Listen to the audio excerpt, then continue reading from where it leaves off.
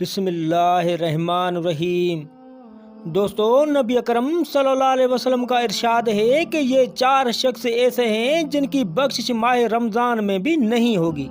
دوستو، رمضان کے فضائل سے متعلق ایک طویل حدیث میں ان 4 بندوں کا ذکر ہے کہ ان کی رمضان میں بھی مغفرت نہیں ہوگی۔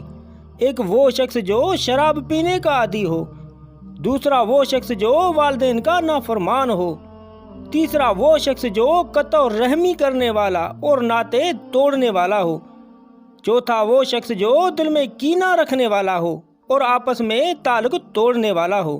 دوستو، اللہ تعالیٰ رمضان شریف میں روزانہ افطاری کے وقت ایسے 10 لاکھ بندوں کو جہنم سے نجات دیتے ہیں جو جہنم کے مستحق ہو چکے ہوتے ہیں۔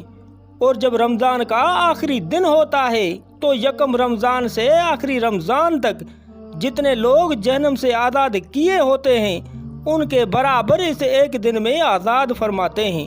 اور جس رات شب قدر ہوتی ہے تو اس رات اللہ تعالیٰ جبرائیل کو حکم دیتے ہیں کہ زمین پر اتر جا۔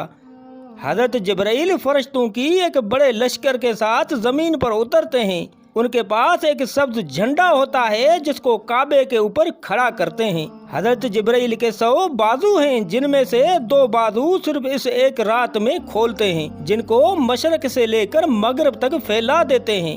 پھر حضرت جبرائیل فرشتوں کو حکم دیتے ہیں جو مسلمان آج کی رات کھڑا ہو یا بیٹھا ہو یا نماز پڑھ رہا ہو یا کوئی ذکر کر رہا ہو اس کو سلام کریں، اس کے ساتھ مصافحہ کریں اور ان کی دعاؤں پر آمین کہیں۔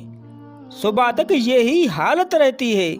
جب صبح ہو جاتی ہے تو حضرت جبرائیل آواز دیتے ہیں، اے فرشتوں اب چلو۔ فرشتے حضرت جبرائیل سے پوچھتے ہیں کہ اللہ تعالیٰ نے حضرت محمد صلی اللہ علیہ وسلم کی امتوں کے مومنوں کی حاجتوں اور ضرورتوں میں کیا معاملہ فرمایا؟ جبرائیل کہتے ہیں کہ اللہ تعالیٰ نے ان پر خاص توجہ فرمائی، ان 4 لوگوں کے علاوہ سب کو معاف کر دیا۔ فرشتوں نے پوچھا، وہ 4 بندے کون سے ہیں؟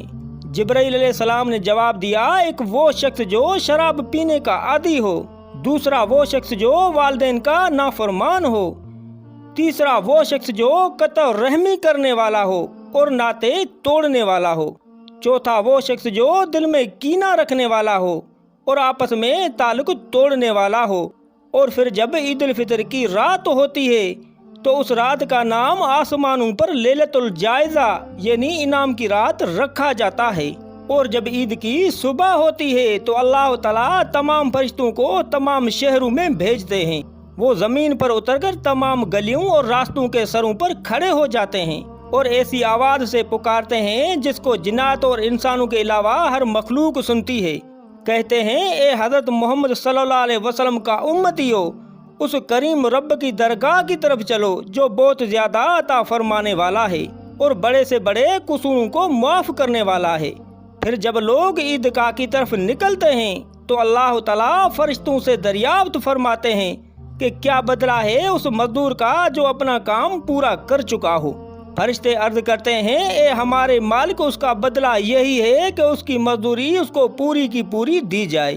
تو اللہ تعالیٰ ارشاد فرماتا ہے، اے میرے فرشتوں، تم گواہ رہنا کہ میں نے ان کو رمضان کے روزوں اور تراویح کے بدلے میں اپنی رضا اور مغفرت عطا کر دی۔ اور پھر بندوں سے خطاب ہوتا ہے، اے میرے بندو، مجھ سے مانگو، میری عزت کی قسم، میرے جلال کی قسم، آج کے دن اپنے اس اجتماع میں مجھ سے اپنی آخرت کے بارے میں جو سوال کرو گے وہ پورا کروں گا، اور دنیا کے بارے میں جو سوال کرو گے اس میں تمہاری مصلحت دیکھوں گا۔ میری عزت کی قسم، جب تم میرا خیال رکھو گے میں تمہاری لغزشوں کو معاف کرتا رہوں گا اور ان کو چھپاتا رہوں گا۔ میری عزت کی قسم، میرے جلال کی قسم، میں تمہیں مجرموں اور کافروں کے سامنے ذلیل اور رسوا نہیں کروں گا۔ بس اب بخشے بخشائے اپنے گھروں کی طرف لوٹ جاؤ، تم نے مجھے راضی کر دیا اور میں تم سے راضی ہو گیا۔